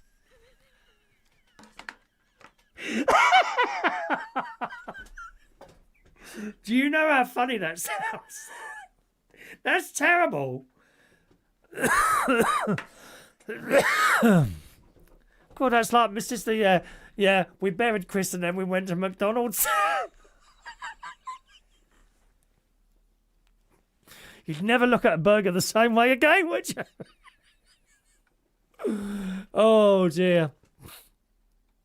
Bosch, what's the most scary thing on Doctor Who you saw? I don't know, to be honest. I don't know. Daleks, I suppose, when I was a kid. I suppose it'd be the Daleks. Hello from Roman Hill. Who's Roman Hill? Oh, hang on a minute. Is that you, Debs, Roman Hill? Is that you? Who's Roman Hill? All I've got is hello from Roman Hill, and the phone number finishes 17. Who's that? I'm not sure who you are, my love. Because if you're on my normal phone, this is not my normal phone. It's a computer thing, you see. Gary reckons it's a well-run site we have. It is a very well-run site. The owner, Alan, died about 3 years ago. Him and his wife used to run it. Sylvie, who is queen of all caravans. And Sylvie is an absolutely delightful character. She is such a nice person. I remember buying my caravan. She bloody turned up at the front door with a spider plant. I bought you these for the caravan, which is now enormous, actually. I keep meaning to tell her that. And this thing is all... It's throwing off little baby spider plants now. So there we are. Didn't find it, please. Evening to Roy Brownlow. Evening, Roy. Welcome along to the show there.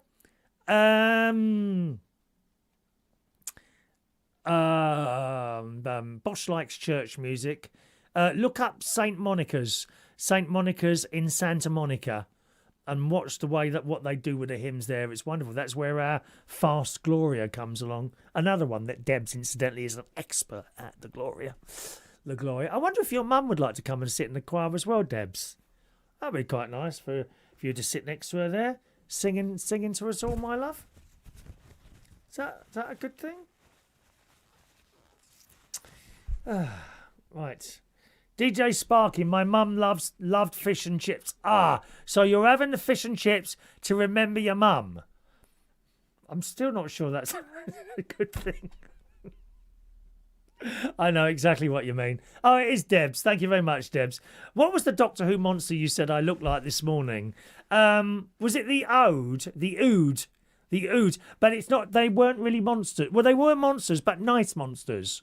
They got on with everyone. The Ood. Would you like me to try and get a photo? Was it your hairstyle? I think it was your hairstyle, wasn't it? Doctor Who, hang on. I think it's ODE. Is it ODE? Actually, no, it doesn't look anything like that, come to think of it now. Oh, no, their hair. Let me get your picture, hang on. Can I save that? YouTube file. Oh, that's no good. I'm trying to now get you a picture of an Ood. Save image. Was that work? Yeah, maybe. It's not a quick thing to do pictures on here, so just give me a moment or two and I'll try and transfer that across. The Ood. No, the hair. It was the hair, but the hair. Their. How can I say this? Your hair is not on their head, it's kind of on their chins. And I shall show you in a moment or two. Please stand by.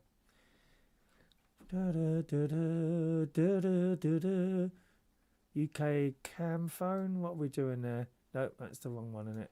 Okay, camera, right. Add. Let's do that one there. ODE, wasn't it? ODE. There we go. Right, got it. Oh, God. Now, don't be offended by this, Debs. Right, so... I don't really want to show it to you now because I think you're going to be pissed off. Hang on, let's... Right, let's do this then. Let's do this. Right, now, bear it like the hair on your head, but on this particular monster, it's on their chin, right?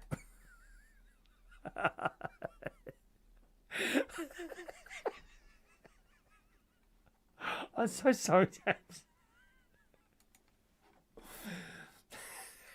That's the Ood.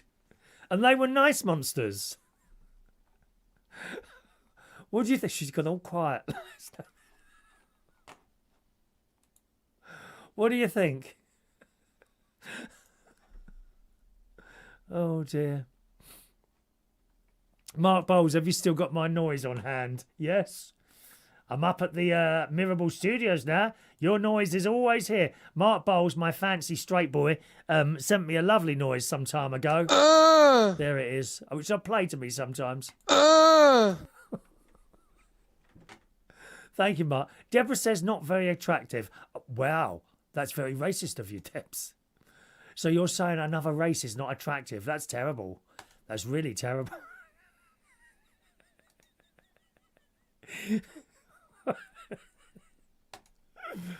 I'm having an Ood moment. Very good, Bosch. Jason said it looks like his mother-in-law. You're being very naughty. Hello, Dave. Evening, Dave. Are you feeling better? Yeah, I am, but the problem is still there. It's kind of gone out of my mind a bit, shall we say. Do you know what I mean? It's gone out of my mind a little bit. But I'm going to send the doctor and one of those online consultations tomorrow. The hospital told me to wait 3 weeks to give him a chance to catch up with everything. But I'm going to send him one to... And the reason is I'm on holiday in 2 weeks. And I do not want to have to go on holiday and something happens. You know? I mean, it's bad enough if you're on holiday and something happens, but to actually leave the country with an ongoing problem is a bit silly, I think, you know. So thanks for asking there. Big G, strangely, Vinny, he's one of the karaoke people, excuse me, asked me if I watched Doctor Who still last night. Last time I watched it, Matt Smith was doing it. Yeah. Yeah, he was all right, Matt Smith, didn't he? But did he start kissing people in it? Mind you, this one doesn't all. Kissing in Doctor Who? Straight or gay, it's irrelevant. Why have we got kissing in Doctor Who in relationships? I don't want to see it. I want to see a doctor. I want to see a doctor fighting monsters. That's all we want to see. Stop trying to teach us bleeding lessons. So last night's one, I watched last night's Doctor Who. They were doing a mixtape of the Eurovision Song Contest. Stellarvision song. And there he was with the teeth. Rylan Clark. Oh, God, I can't stand him. There he was. Right. And I thought, I'll get onto this. And then it got to this thing. And then there was this girl on there. And what's your name? Oh, my name's Janet. She, her. And I thought, oh, here we go. Here come the bloody pronouns again. Maybe I should wear one, you know. Chris. He, him, not sure. Actually, last night, there were some youngsters in. Was it last night or the night before? I think the night before, there were a couple of young lads in. And they're all into the pronouns, these young gays. They're both. I mean, they can't have been much older than 18, the pair of them. So I put a little note on Chris, pronoun, and the word begin with C. And the last letter with T. That shut 'em up. It can't be that. Can we not identify as anything we want? Yeah. Well, that's what I identify as then. They don't like it when you turn it all back around on them, do they? Bosh, is that an arum lily? Oh, is that what it is? An arum lily? I don't know what it's called. Maureen bought it for us. She's with us tonight. I don't know what that's called. If you say it's an arum lily, I presume it's an arum lily.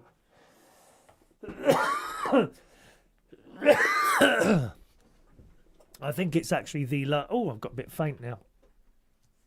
I think it's the last Doctor Who next week, actually. I believe it's the last one. And then no one seems to be sure what's happening, to be honest. The viewing figures are absolutely dismal for Doctor Who now, since they started telling us, you know, what we should all be talking about and what we should all believe. You know, when you see some of these gay groups on the telly, LGBTQ, don't think we're all like that, because we're not. Right? That is a political. That LGBTQ, that's a political thing. You know, I'm not a member of that at all. Really, I'm just here for the fun. Not that I get any of that anymore. Oh dear, Debs, an ode kissing an ode with those beards. Oh yeah, what would that look like? If like you had two odes kissing each other. How would you get to the mouth? Do you have to move those things out of the way first?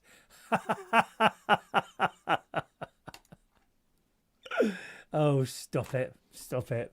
Come on, let's move on. What's the time? 22.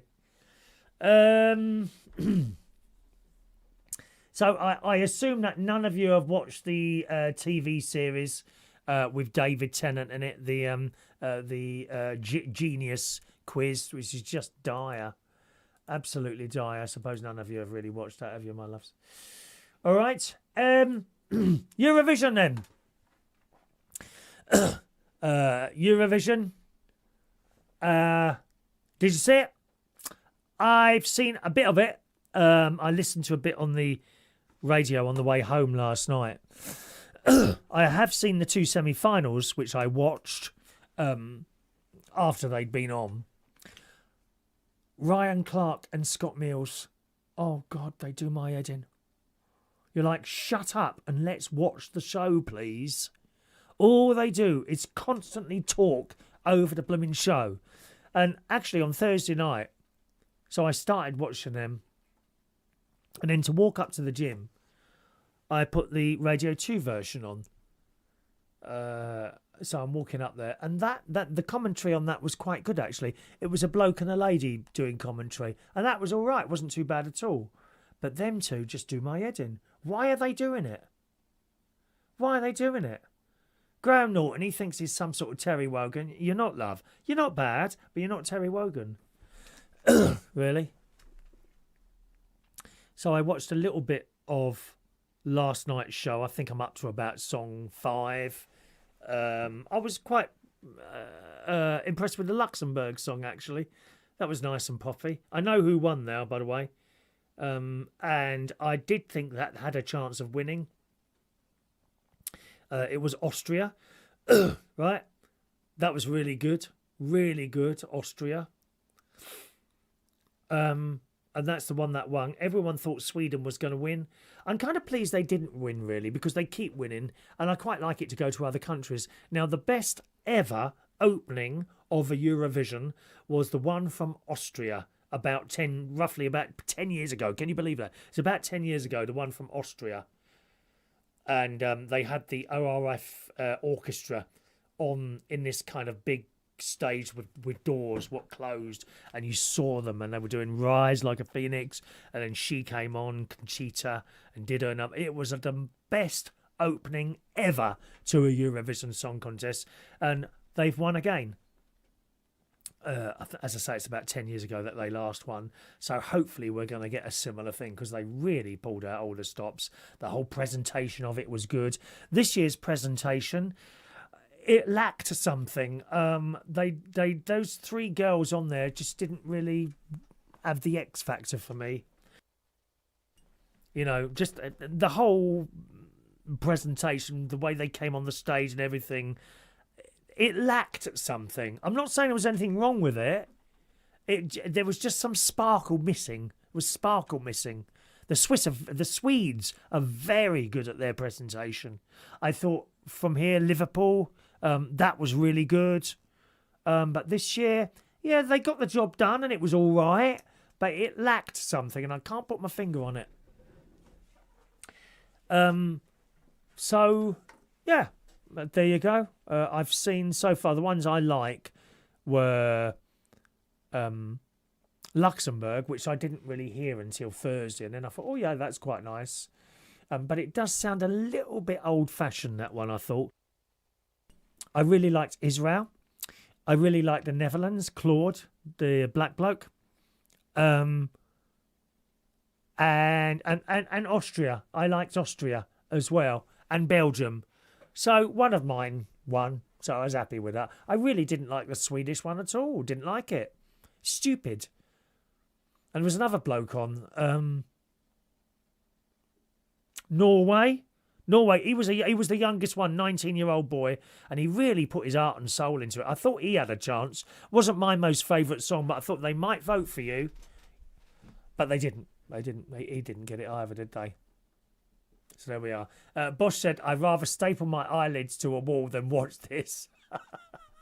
Eurovision, fair enough.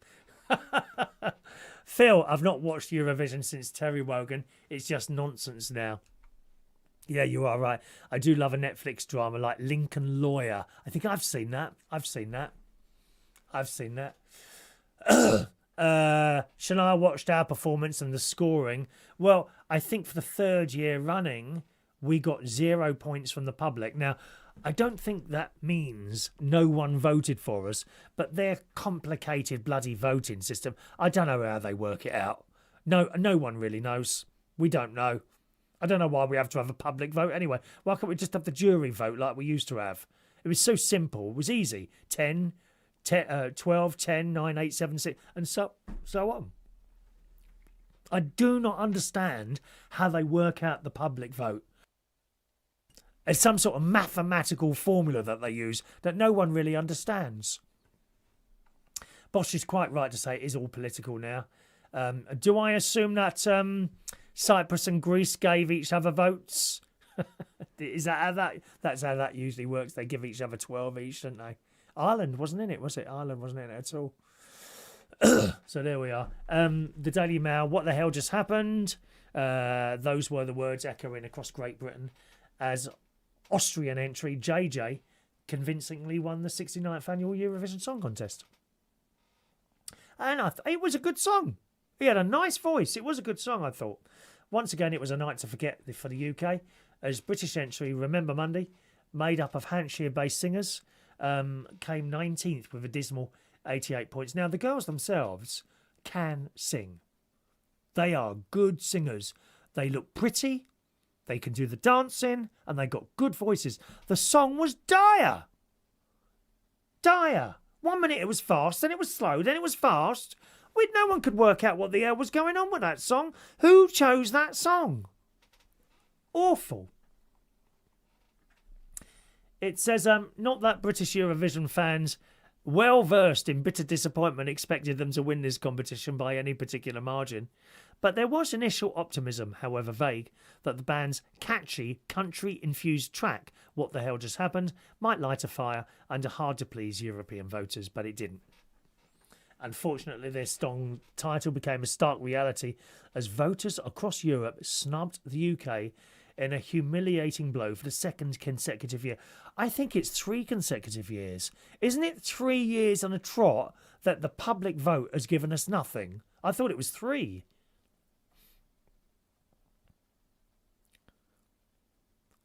I remember in Liverpool, Graham Norton, that was 2 years ago. I remember Graham Norton standing there and saying, and a vote for the UK gives us 0. And he kind of went 0 like that, you know, because they can't really show emotion when they're giving out votes to all the other countries. I'm sure it's the 3rd time we've got 0. Deborah blames Brexit. Can't travel anywhere, Deborah, can we, my love? I mean, you wait forever for a bus round here, dear. It's all down to... I blame the Labour Party for all of it. I really do.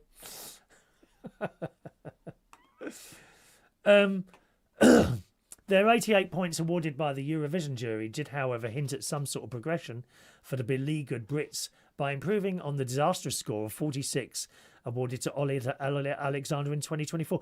Well, the Ollie Alexander song was good, but it was a porn show. You know, a group of 4 or 5 lads on the stage, licking each other and doing various movements. That's not a family show. No wonder. What on earth did they think they were doing? And of course, if you don't like it, you're homophobic. That's the old one. If you don't like it, oh, you must be homophobic. No, not at all. I wouldn't want my children watching stuff like that on a Saturday night on the telly. That's why they got such a low score. Who in a right mind would put something like that on family viewing for television? Not a clue. Not a bloody clue have they, eh? It says, let's not forget the silver lining that surrounds this particularly dark sound for the girls. Remember Monday, with the girls having signed a potentially lucrative record deal with the great Andrew Lloyd Webber. Now is he Ood, do you think? Do you think Andrew Lloyd Webber was once a Doctor Who monster?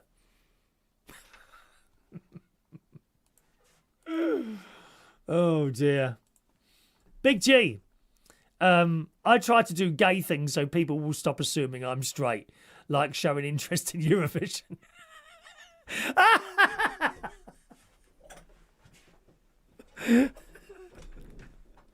That's very good. But I lost the will to live halfway through. Yeah, I know. You came down and started forcing your bleating songs on us. I'm sure some of them songs were AI generated, written. Back to straight Gary again, I think. Deborah says, are you saying I look like Andrew Lloyd Webber? Oh no, Debs, he looks much younger than you, my love.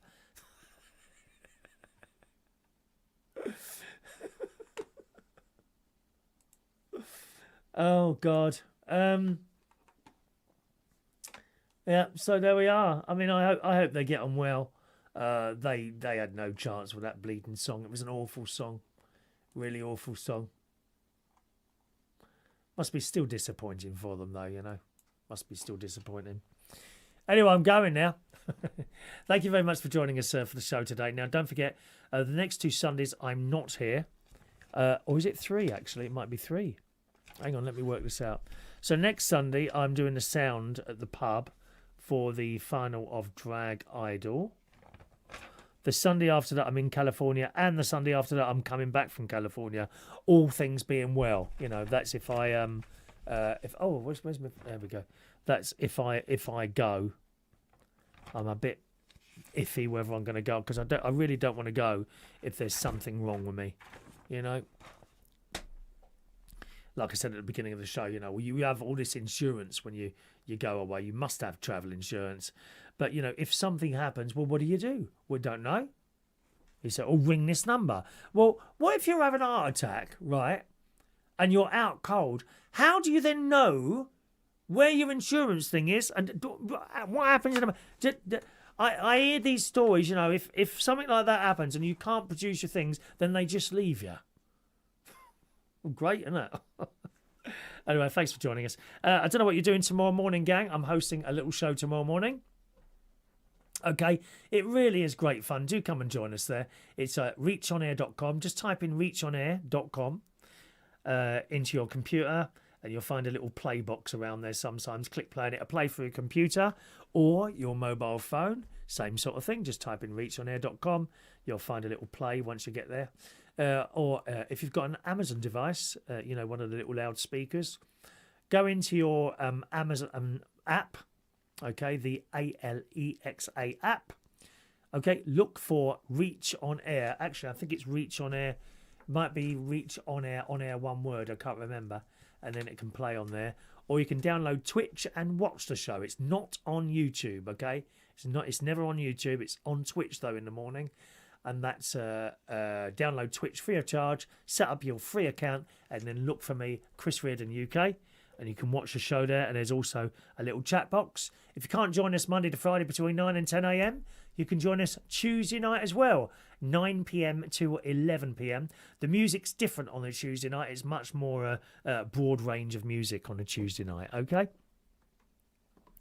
All right, enjoy your evening. If you want some more YouTube entertainment, Butler's Empire will be starting at 8 p.m. That's my sister and brother-in-law. They're not live.